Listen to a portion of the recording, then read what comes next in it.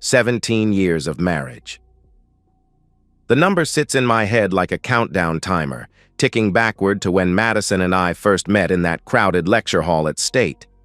She was assertive then, cutting through group discussions with surgical precision, while I took notes in the margins. Driven. That's what I called it. What I fell for. She was the one who suggested we move in together junior year. The one who picked our wedding venue. The one who decided Sarah's middle name and Jake's preschool.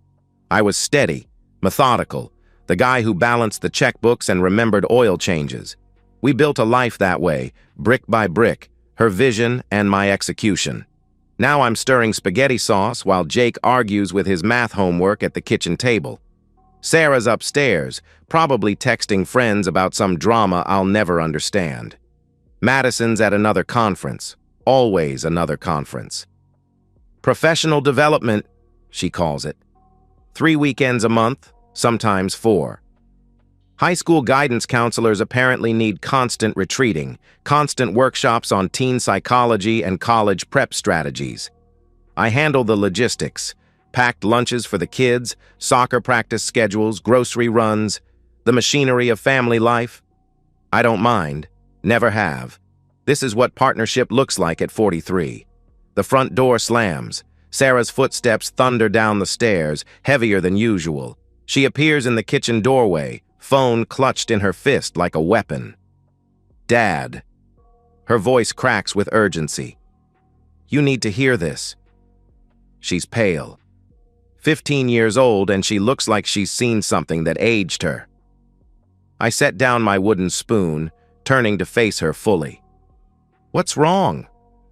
She hands me the phone without meeting my eyes.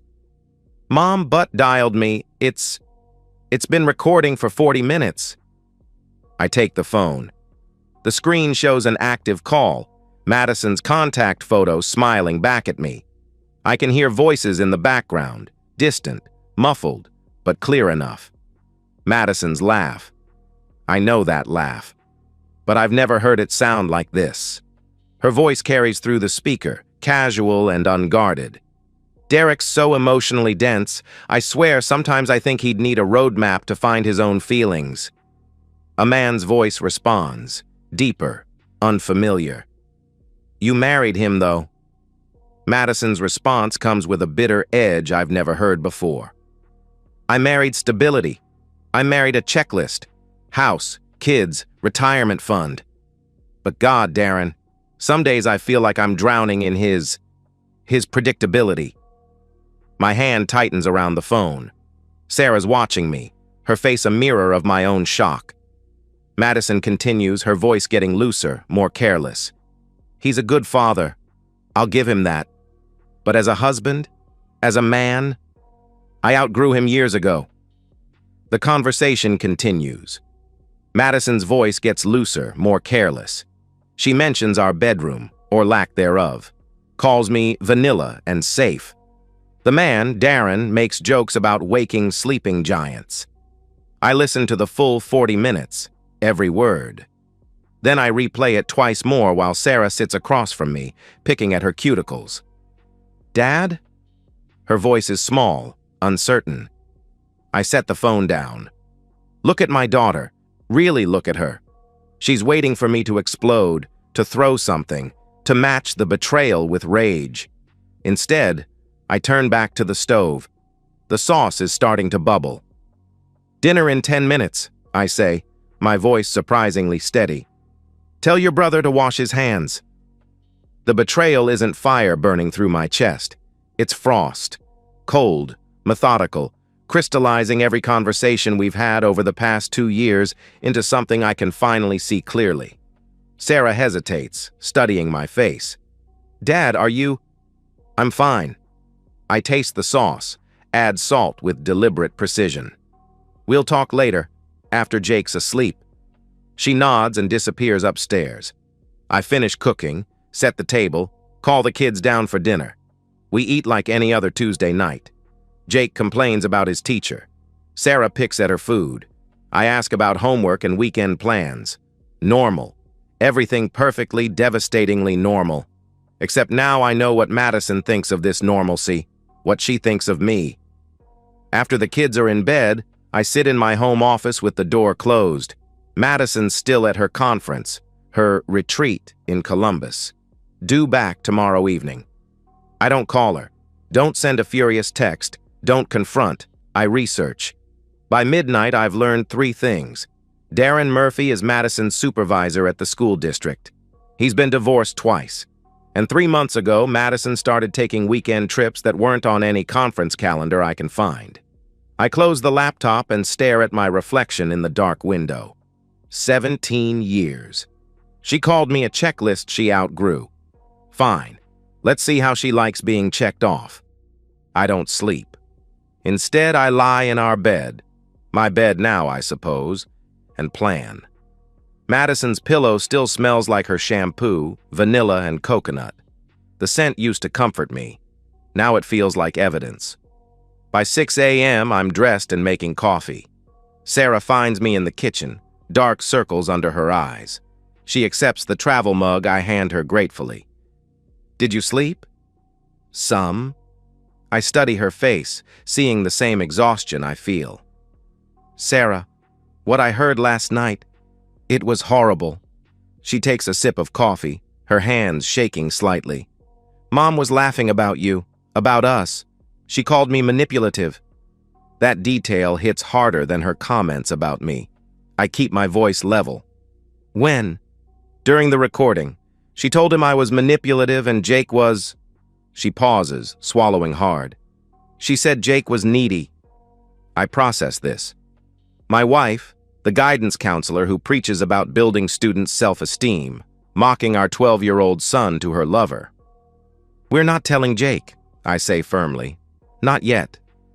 Sarah nods, relief evident in her posture. She's grown up overnight, and I hate that Madison's selfishness cost her that innocence. After dropping the kids at school, I drive to Best Buy. The sales associate is eager to help when I explain I need to monitor my company's devices for security purposes. He sells me spyware that mirrors deleted texts, tracks GPS locations, syncs deleted photos. Family plan? He asks, assumedly referring to the multiple devices. Something like that. At home, I install everything on my laptop. Within an hour, I have access to Madison's complete digital footprint. Every text, every email, every app she's deleted. Darren Murphy. The messages go back 8 months. They start professional, schedule changes, meeting notes.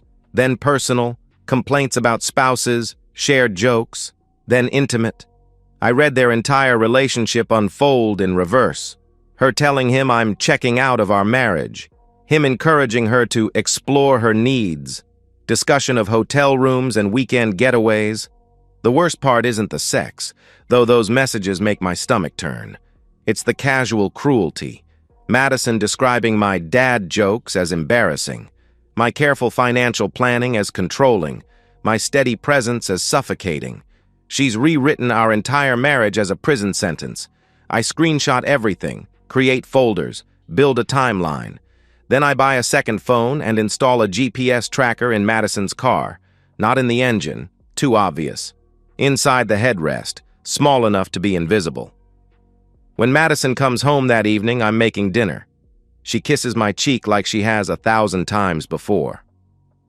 How was the conference? I ask, not looking up from the stove. Boring.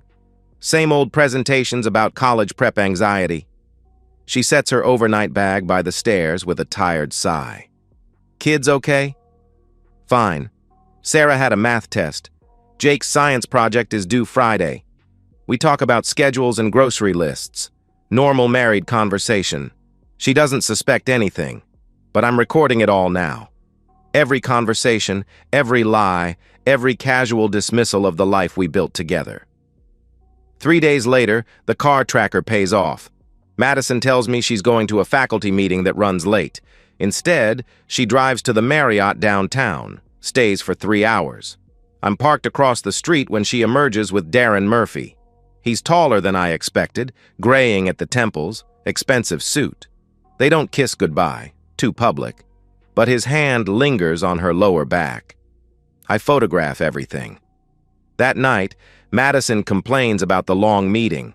Says the principal is micromanaging the counseling department. She's convincing, animated, full of specific details about budget discussions and policy changes. She's a gifted liar. I nod and ask follow-up questions, playing the supportive husband while mentally cataloging each deception. "You seem tired," she says, studying my face with what might be genuine concern. "Everything okay?" "Just work stress. You know how it is." She accepts this and goes to bed early. I stay up until 2 a.m., organizing evidence. Text screenshots, GPS logs, hotel receipts charged to her personal credit card. Madison has been billing our family for her affair, using our money to subsidize her betrayal. I should be furious, should be throwing furniture and demanding explanations. Instead, I'm calculating, planning, building a case. Sarah finds me in the office the next morning. "Dad, you look terrible." I close the laptop quickly. "I'm fine." "No, you're not." She sits in the chair across from my desk, her teenage directness cutting through my pretense. "What are you doing?" I study my daughter's face, so much like Madison's, but with an honesty Madison lost years ago. "Protecting our family." From Mom? From the consequences of her choices. Sarah processes this, her intelligence evident in the way she connects the dots. She's smart, my daughter. Smarter than I was at her age. "Are you getting divorced?" The question hangs between us. I could lie, could pretend everything's fine until I'm ready to act. But Sarah deserves better than Madison's version of truth. "Probably," I say. "But that's not your fault. Or Jake's. This is about choices your mother made." She nods, tears starting. "I heard her tell Darren that we don't understand her, that we're holding her back from becoming who she's supposed to be." I want to comfort her. Want to tell her that Madison didn't mean it, that people say things they don't mean when they're confused. But I'm done lying to protect Madison's image. Sometimes adults convince themselves that their problems are everyone else's fault. I say gently. Your mother has forgotten that family isn't something you grow out of. It's something you choose every day. She stopped choosing us. Sarah's voice is flat with realization. Yes, she did. Sarah wipes her eyes with the back of her hand. What happens now? I stand up, close the laptop with finality. Now we choose ourselves. The law office smells like leather and old coffee. Richard Brennan, divorce attorney, spreads my evidence across his conference table like a crime scene investigator. Screenshots, financial records, GPS logs, audio files. This is comprehensive, he says, adjusting his glasses with obvious approval. How long have you been documenting? 6 weeks. And you haven't confronted your wife? Not yet. He leans back in his chair, studying me with professional interest. Most people would have exploded by now, thrown the cheating spouse out, demanded explanations. You've been methodical. I want custody of my children, full custody. That's ambitious in Ohio. Courts prefer joint arrangements. I slide another folder across the table. Then look at this. Sarah's journal entries, photocopied with her permission. Page after page of a teenager processing her mother's emotional abandonment. Madison missing school events, canceling mother-daughter plans, being too busy for conversations about boys and friendships. Your daughter gave you these? Brennan asks, genuine surprise in his voice. She wants to testify. Brennan raises an eyebrow. That's unusual. Most kids avoid choosing sides. Madison made the choice for her. Sarah heard her mother mock both of us to her lover, heard her call Sarah manipulative and Jake needy. Jesus. He flips through more pages, his expression growing darker. The affair is one thing, but this level of parental alienation, there's more. I show him Madison's work schedule, cross-referenced with her hotel stays. She's been using school conference funds for personal travel, claiming professional development while meeting Darren at expensive hotels. Financial fraud? Brennan's voice sharpens with interest. Misuse of public funds. She's a guidance counselor funded by taxpayers. I've documented at least 12 instances where she claimed to attend conferences that either didn't exist or she never registered for. Brennan whistles low. You could report this to the school board. I'm going to. That'll destroy her career. I meet his eyes steadily. She destroyed our family, and she did it with taxpayer money while neglecting the children she's supposed to be guiding through their academic futures. He nods slowly, respect evident in his expression. You're not just divorcing her. You're dismantling her entire life. I'm holding her accountable. We spend 2 hours mapping strategy, file for divorce and custody simultaneously. Serve papers the same morning the school board receives an anonymous tip about financial misconduct. Hit her professionally and personally in one coordinated strike. She'll be blindsided, Brennan warns. Good. She's been blindsiding our kids for months. That evening, I sit with Sarah in her room. She's doing homework, earbuds in, occasionally glancing at her phone. Normal teenage behavior that feels precious now. Sarah. I wait for her to pull out an earbud. Mr. Brennan thinks you might need to testify in court about Mom's behavior, about how her actions have affected you. Her face goes pale. In front of Mom? Yes. She sets down her pencil, processing this. Will it help? It might determine whether you and Jake stay with me or have to split time between households. She considers this for a long moment. What would I have to say? The truth. About the phone call. About how she's been treating you both. About which parent you feel safe with. Sarah's quiet for what feels like an eternity. Then, I don't feel safe with her anymore, Dad. She lies about everything. She pretends to care about our problems when she's actually texting him. She's fake. The pain in her voice is evident. That's hard to say about your mother. It's harder to live with someone you can't trust. My 15-year-old daughter has just articulated what took me 17 years to understand. Okay, I say, reaching over to squeeze her hand. We'll do this together. 2 days later, I compile everything into a comprehensive report for the school board. Financial records, timeline of fraudulent conference claims, evidence of the inappropriate relationship with a supervisor. I don't include the personal details, the mocking texts about our children, the casual cruelty toward our marriage. This is about professional misconduct. I print copies, seal them in envelopes, and drive to the school district office. The anonymous tip line is designed for exactly this situation. Community members reporting educator misconduct. Walking back to my car, I feel something I haven't experienced in months. Control. Madison has been playing a game where she rewrites reality, where her selfishness becomes self-discovery and her betrayal becomes empowerment. She's convinced herself that she's the victim of a stale marriage, trapped by a boring husband and demanding children. Tomorrow, she'll discover that reality has consequences, and I'll be the one holding the scorecard. Madison's key turns in the front door at 3:47 p.m. on a Tuesday. She's supposed to be at work until 5, but she's been suspended pending investigation. I know this because Richard Brennan called an hour ago.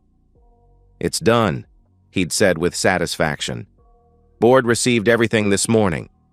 She's been placed on administrative leave. They're launching a full audit. Now she's home, and I can hear her anger from the kitchen. Her heels click across the hardwood like gunshots. "Derek!" she shouts, her voice echoing through the house. "Derek, where are you?" I'm making coffee. Take my time measuring the grounds, adding water, pressing the button. Let her find me. She appears in the doorway, face flushed, suit wrinkled. Her professional mask has cracked completely. "I've been suspended," she says, the words tumbling out in a rush. "Pending review. Someone sent HR everything. Everything, Derek. Financial records, travel logs, conference schedules." I pour coffee into my favorite mug, the one Sarah made in art class 3 years ago. "Want some coffee?" Are you listening to me? I've been suspended. Someone's been stalking me, documenting my every move. That's terrible. I add cream, stir slowly, deliberately calm. Who would do something like that? Her eyes narrow with suspicion. You tell me. I set down my spoon, look at her directly. I have no idea what you're talking about. Don't. Her voice shakes with barely controlled rage. Don't lie to me. This is too detailed, too comprehensive. Someone's been watching me for weeks. I reach into my briefcase, pull out the manila envelope with practiced casualness. As long as we're talking about lying.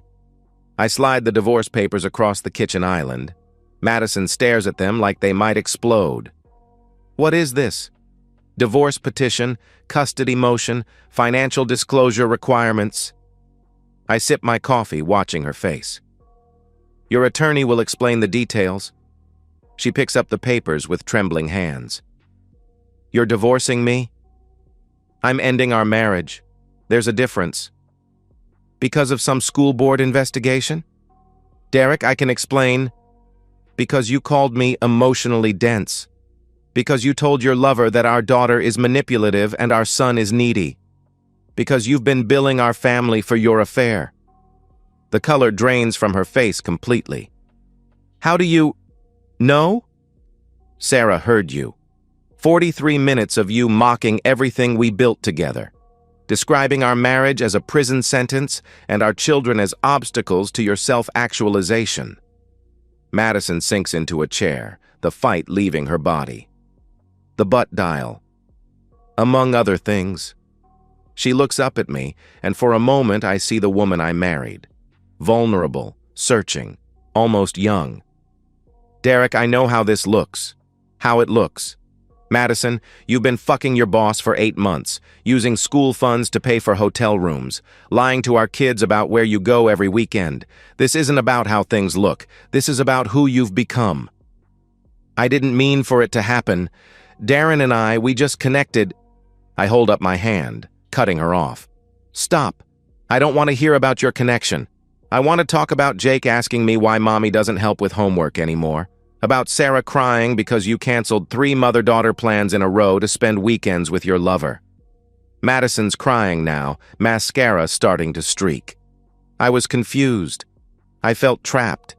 You don't understand what it's like to be married to me? You're right. I don't understand what it's like to be married to someone who pays the bills, coaches Little League, handles every crisis, and makes your life possible while you rewrite history to justify betraying him. I pull out my phone, scroll to a screenshot. Want to see what I understand? I understand you telling Darren that Jake's spelling problems are embarrassing, that you're ashamed to attend parent-teacher conferences because our son isn't as academically advanced as other kids in his class. Her eyes widen in horror. You read that? I read everything. Every cruel joke, every dismissive comment, every time you used our children's vulnerabilities as entertainment for your lover. Madison doubles over like I've physically struck her. Oh, God. Oh, God, Derek, I never meant— Yes, you did. You meant every word. You just never thought I'd hear them. She looks up at me, mascara now fully streaking down her cheeks. What do you want? Money? I'll end things with Darren. I'll quit my job. Whatever you need. I want our children to grow up with a parent who doesn't see them as inconveniences, who doesn't mock their struggles or use their trust as a weapon. I love them. I love you. No. I finish my coffee, rinse the mug in the sink with deliberate precision. You love the idea of being loved. You love having a family that makes you look stable and successful. But you don't love the work of actually being a mother or a wife. Madison stands up, steadying herself against the counter. You can't take my children away from me. I'm not taking them anywhere. They're staying in their home with their father, in the life we built before you decided to burn it down for validation from a twice-divorced supervisor. I'll fight this. I'll prove you manipulated them against me. I open my briefcase again, pull out Sarah's journal entries. Sarah's testimony, Jake's statements about feeling neglected, Their own words, in their own handwriting, documenting months of maternal neglect while you pursued your authentic self. Madison grabs the papers, scanning the pages frantically. You coached them to write this. I didn't have to. You coached them yourself every time you chose Darren over family dinner. Every time you were too busy texting him to help with homework. Every time you lied about where you were going. She crumples the papers, throws them at me with desperate anger. You're not a real man, Derek. A real man would have fought for his marriage, would have tried to win me back instead of plotting like some pathetic spy. I pick up the scattered papers, smooth them out methodically. You're right. A real man would have confronted you months ago, would have demanded honesty and respect. But I was too busy being a husband and father to notice that my wife had stopped being either. Madison slumps against the counter, defeated. Darren makes me feel seen, feel alive, feel like more than just a mother and wife. And I make you feel safe, feel provided for, feel like you can explore your authentic self with a financial safety net and childcare coverage. I stack the papers neatly. But safety and stability aren't sexy. They're just the foundation that makes everything else possible. I do love you. You love what I do for you. There's a difference. The front door opens. Sarah's voice calls out cheerfully, Dad? I'm home. Madison's eyes widen in panic. The kids know everything. Sarah's known for weeks. Jake figured it out when you missed his science fair to meet Darren at the Marriott. Sarah appears in the kitchen doorway, stops when she sees her mother's tear-streaked face. Mom? What's wrong? Madison looks between us, the timeline clicking into place. You turned my children against me. No, Sarah says quietly, her voice steady and mature beyond her years. You did that yourself. Madison stares at our daughter, really looks at her, and sees the same disappointment I've been living with for months. Sarah, honey, I can explain. I don't want you to explain. I want you to apologize. To Dad, to me, to Jake. For lying to us. For making us worry about you when you were really just being selfish. Madison's composure finally breaks completely. She sobs, reaching for Sarah, who takes a deliberate step back. I'm sorry. I'm so sorry. I never wanted to hurt you. But you did hurt us. And you don't get to make that disappear by crying about it now. My 15-year-old daughter has just delivered the verdict that 17 years of marriage couldn't reach. Madison looks at me one more time, desperation and hatred warring in her expression. This isn't over. Yes, I say with quiet finality. It is. The courtroom is smaller than I expected. Fluorescent lights, wood paneling that belongs in 1987, and the peculiar silence that comes from everyone whispering. Madison sits with her attorney, a sharp woman in a navy suit who looks like she bills $400 an hour. She's been coaching Madison for weeks, trying to craft a narrative that salvages maternal rights from the wreckage of infidelity. Richard Brennan adjusts his tie and spreads our evidence across the plaintiff's table.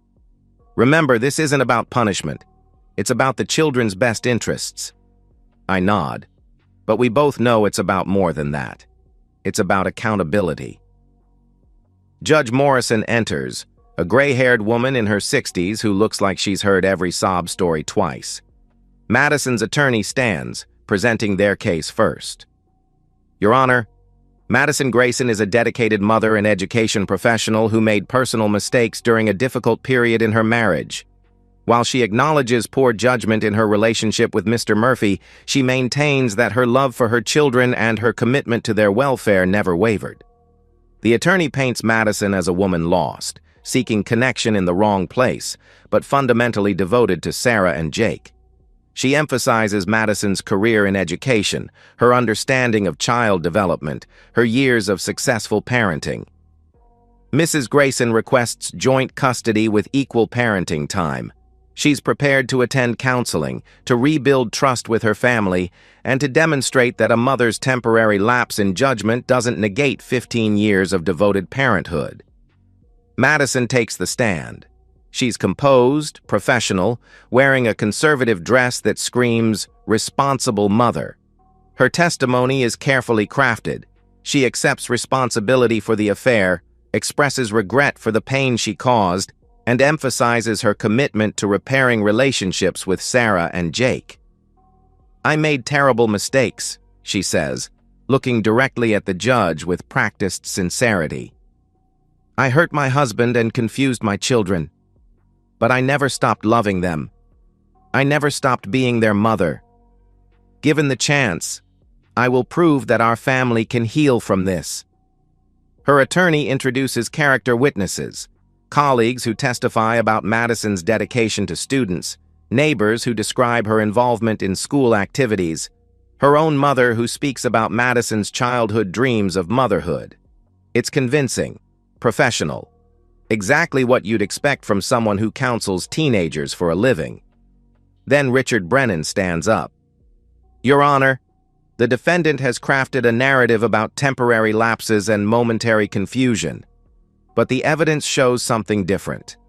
A pattern of deception, financial fraud, and parental neglect that spans 8 months. He introduces the timeline methodically. Madison's first text to Darren, the gradual escalation, the hotel receipts charged to the family credit card, the falsified conference expenses, the GPS logs showing her actual locations versus her claimed whereabouts. This isn't about one mistake, Your Honor. This is about systematic betrayal of every commitment that defines family." Then he plays the audio. Madison's voice fills the courtroom, laughing about my emotional density, mocking our children's vulnerabilities, describing our marriage as a checklist she outgrew. Her casual cruelty is stark against the acoustic tiles, and I watch her carefully constructed image crumble. The judge's expression hardens as Madison's recorded voice calls Jake needy and Sarah manipulative. When the audio ends, the silence stretches uncomfortably. "Mrs. Grayson," Judge Morrison says, her voice sharp with disapproval, "do you recognize this conversation?" Madison's attorney objects, privacy violations, illegally obtained evidence, but the judge overrules with a firm gesture. The recording was made by Madison herself, inadvertently, and shared with her minor child. "Yes," Madison whispers, shrinking in her chair. "I recognize it. And these are your opinions about your children?" I was angry, frustrated. I said things I didn't mean. "You said them to a man you were having an affair with, using them as justification for your behavior." Madison's composure finally breaks. "I was confused. I felt trapped. I didn't know how to what? How to discuss your marital problems with your husband instead of your supervisor? How to attend your son's science fair instead of meeting your lover at a hotel?" The judge has heard enough. She calls for Sarah. My daughter walks to the witness stand with remarkable composure for 15 years old. She's wearing the dress she picked out herself. Simple, navy blue, nothing that screams coached testimony. "Sarah, do you understand why you're here?" "Yes, Your Honor. You're deciding where Jake and I should live." "And what would you prefer?" Sarah glances at Madison, then back at the judge with steady resolve. "I want to live with my dad." "Can you tell me why?" Sarah's voice is steady, clear. "Because I trust him. Because he's been taking care of us while Mom was busy with other things. Because he doesn't lie to us about where he's going or what he's doing." "How do you feel about your mother?" "I love her, but I don't feel safe with her anymore." "What do you mean by safe?" Sarah considers this carefully, her maturity evident. "I mean, I can't trust what she tells me. She lies about little things and big things. She pretends to care about our problems while she's texting someone else. She makes promises she doesn't keep." Madison's attorney objects, but Sarah continues without missing a beat. "I heard her making fun of Dad and Jake to her boyfriend. She called Jake needy because he has trouble with spelling. She called me manipulative because I asked her to come to my school play." The judge leans forward with obvious interest. "How did that make you feel?" like she sees us as problems to manage instead of kids to love. It's devastating testimony, delivered without drama or manipulation. Just a teenager explaining why she no longer trusts her mother. Jake follows. He's younger, more nervous, but equally clear. "I want to stay with Dad," he says, his voice small but determined. "Mom's always on her phone now. She forgets things. She promised to help with my science project, but then said she was too busy." "Do you love your mother?" "Yes, but she's different now. Like she's pretending to be our mom instead of actually being our mom." Out of the mouths of babes. Madison's attorney tries to rehabilitate their case, emphasizing the importance of mother-child relationships, the potential for healing, the dangers of alienating children from a parent. But the evidence is overwhelming. When Judge Morrison delivers her ruling, her voice is firm and final. The court finds that Mr. Derek Grayson has demonstrated superior fitness for primary custody. The evidence shows a pattern of deception, financial irresponsibility, and parental neglect on the part of Mrs. Madison Grayson that undermines her credibility as a custodial parent. Mr. Grayson is awarded full legal and physical custody of both minor children. Mrs. Grayson is granted supervised visitation every other weekend, with the possibility of expanded access contingent upon completion of counseling and demonstration of consistent, truthful communication with the children. Madison collapses. Actually collapses, sobbing into her hands while her attorney pats her shoulder ineffectively. "I feel no satisfaction, no victory, just the quiet relief of knowing my children won't be shuttled between households, won't have to navigate the cognitive dissonance of a mother who loves them but treats them as obstacles." Outside the courthouse, Sarah takes my hand. "Dad, are you okay?" I squeeze her fingers gently. "I'm okay. Are you?" She considers this with the thoughtfulness that's become her trademark. "I feel bad for Mom, but I'm glad we're staying together." Jake nods eagerly. "Can we get ice cream?" And that's it. The end of 17 years of marriage, reduced to a 12-year-old's request for ice cream. "Yeah," I say, pulling both kids closer. "We can get ice cream." 1 year later, I'm making dinner when Madison's name appears on my phone. Not a call. She's not allowed to contact me directly, but a notification that she's texted Sarah again. Sarah glances at her phone, makes a face, and sets it aside without responding. "What did she say?" I ask, stirring the pasta. "Same thing she always says. She loves me, she misses me, she's getting better." Sarah shrugs with practiced indifference. "She wants to meet for coffee to talk about healing our relationship." Madison sends these messages every weekend like clockwork. Carefully crafted appeals that sound like they were written by her therapist. Lots of language about accountability and growth and rebuilding trust.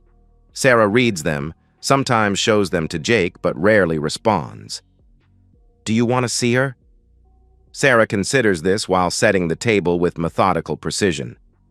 "Sometimes, like when something good happens at school and I want to tell her. But then I remember that she's just going to pretend to listen while checking her phone. She might have changed. Maybe, but I'm not ready to find out." Jake appears in the kitchen, backpack slung over his shoulder. "Dad, can you help me with my English essay? It's about someone who influenced your life." I turn from the stove, curiosity piqued. "Who are you writing about?" "You." Something in my chest loosens. "Yeah, I can help with that." We eat dinner around the kitchen table, the same routine we've maintained for the past year. Sarah talks about her part-time job at the local bookstore. Jake describes his science teacher's latest experiment. Normal conversation, but it feels precious now. Intentional. After dinner, Jake spreads his homework across the table. His essay is titled, "My Dad, the Man Who Kept Everything Together." He looks up at me uncertainly. Is that too cheesy? It's honest. That's what matters. I help him organize his thoughts, structure his paragraphs. He writes about reliability, about showing up, about the difference between being physically present and being emotionally available. 13-year-old insights that cut straight to the heart of what went wrong with Madison. Later, after Jake's in bed, Sarah finds me in the living room reading. "Dad? I need to change my emergency contact at school." I look up from my book, already knowing the answer. "From Mom to me?" "Yeah. Is that okay?" "Of course. Any particular reason?" Sarah sits on the couch, pulls her knees to her chest in a protective gesture. "What if something happens and they call her? What if she's busy or doesn't answer or—" She trails off. I set my book aside, giving her my full attention. "Or what? Or what if she just doesn't come?" The fear in her voice breaks my heart. 15 years old, and she's already learned not to count on the person who should be most reliable. "I'll always come," I tell her firmly. "No matter what." "I know. That's why I want to change it." We sit in comfortable silence for a while. Sarah scrolls through her phone, occasionally showing me funny videos or pictures from friends. This is what contentment looks like. Not dramatic declarations of happiness, just quiet moments of connection. "Dad, do you ever think about dating again?" The question catches me off guard. "Sometimes. Why?" "Just wondering if you get lonely." I consider this honestly. I get lonely for partnership, for having another adult to share things with, but I don't get lonely for what I had with your mother. What's the difference? Partnership is about building something together. What your mother and I had toward the end was about managing problems she created. Sarah nods like this makes perfect sense. "Mrs. Chen at the bookstore says you're a catch." I laugh despite myself. Mrs. Chen is 73 and thinks every man who can balance a checkbook is marriage material. "She's not wrong." Sarah grins mischievously. "You do make a good pancake breakfast." High praise from a teenager. "I'm serious, Dad. You deserve someone who appreciates what you do, someone who doesn't take it for granted." Her words hit deeper than she probably intends. This is what Madison never understood. That appreciation isn't just politeness, it's the foundation of partnership. You can't build a life with someone who sees your contributions as obligations rather than gifts. "Maybe someday," I tell her honestly. "Right now, I'm focused on making sure you and Jake feel secure." "We do." She stretches, starts gathering her things. "We feel more secure now than we did before." After Sarah goes upstairs, I sit alone in the quiet house. Madison's latest text is still on my phone, a screenshot Sarah shared earlier. The same therapeutic language about healing and growth, but underneath it, the same self-focus that destroyed our marriage. "I'm working on myself, becoming the mother you deserve. I hope you can find it in your heart to give me another chance to show you how much I love you." Everything's still about what Madison wants, what Madison needs, what Madison hopes for. No acknowledgement of what Sarah might need. No recognition that healing requires consistency, not just good intentions. I delete the screenshot and check the locks on the front door. Tomorrow I'll drive Jake to his friend's birthday party and pick up Sarah from work. We'll probably order pizza and watch a movie, some comedy that makes Jake laugh until he snorts. Normal Saturday night activities that would have bored Madison but feel like victory to me. I never poisoned the kids against their mother. I simply stopped protecting her from the consequences of her choices. Children are remarkably good at recognizing authenticity. They knew Madison was performing motherhood rather than living it. The house settles around me, familiar and secure. Sarah's textbook stacked on the kitchen counter. Jake's soccer cleats by the back door. Evidence of lives being lived fully, without the anxiety of waiting for the next betrayal. I don't think about Madison much anymore. Not with anger or regret or even curiosity about how she's doing. She's become background noise in a life that's grown quieter but infinitely more peaceful. Sometimes I wonder if I'm too cautious now, too careful with trust. But then I remember what trust cost me. 17 years of believing someone who saw my stability as weakness, my devotion as naivety. I turn off the lights and head upstairs. Tomorrow's another day of ordinary moments that add up to extraordinary contentment. Madison still posts quotes about healing on social media. Sarah showed me once, rolling her eyes at the phone screen. Pictures of sunsets with text about becoming your authentic self. Inspirational messages about overcoming obstacles. She still hasn't apologized. Not to me, not to the kids, not to anyone whose life she disrupted in her quest for self-discovery. Her social media presence suggests she's the victim of a vindictive ex-husband rather than a woman who chose betrayal over accountability. But that's her story to tell. I control a different narrative now, one where children feel secure, where promises are kept, where love is demonstrated through consistency rather than proclaimed through grand gestures. Madison may have gotten her authentic self, but I kept what mattered. And in the end, that makes all the difference. And so, we've reached the end of today's story. Was it what you expected, or did it take a twist you didn't see coming? I'm curious to hear your thoughts. Share them in the comments below, and let's get a conversation going. If this story kept you hooked, make sure to hit that like button. And if you're new here or just haven't subscribed yet, now's the perfect time to join our community. I bring you fresh, captivating stories every day, so click that subscribe button and turn on notifications so you never miss out. Thanks for watching, and I'll see you in the next one.